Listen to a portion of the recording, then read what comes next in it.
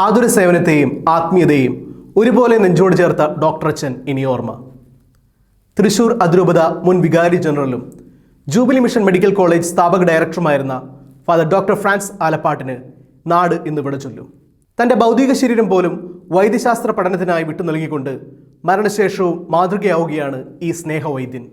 പ്രമേഹബാധിതനായി jubilee മിഷനിലെ saint Joseph വൈദിക മന്ദിരത്തിൽ വിശ്രമജീവിതം നയിക്കവേ ബുധനാഴ്ചയായിരുന്നു ഫാദർ ഫ്രാൻസ് ആലപ്പാട്ടിൻ്റെ അന്ത്യം.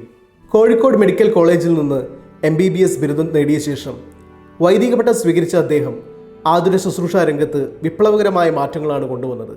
കേരള ബ്ലഡ് ഡോണേഴ്സ് ഫോറത്തിൻ്റെ സ്ഥാപകനായ അദ്ദേഹം രക്തദാനം ഒരു ജനകീയ പ്രസ്ഥാനമാക്കി മാറ്റി.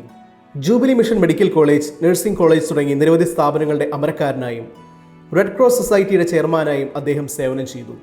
മരണശേഷവും മറ്റുള്ളവർക്ക് ഉപകാരപ്പെടണമെന്ന തന്റെ വലിയ ആഗ്രഹം നിറവേറ്റിക്കൊണ്ടാണ് അദ്ദേഹം യാത്രയായത്. ഫാദർ ഫ്രാൻസിസ് ആലപ്പാട്ടിന്റെ ഭൗതികദേഹം പഠനാവശ്യങ്ങൾക്കായി ജൂബിലി മിഷൻ മെഡിക്കൽ കോളേജിന് കൈമാറി. കണ്ണുകൾ നേത്ര ബാങ്കിനും ദാനം ചെയ്തു.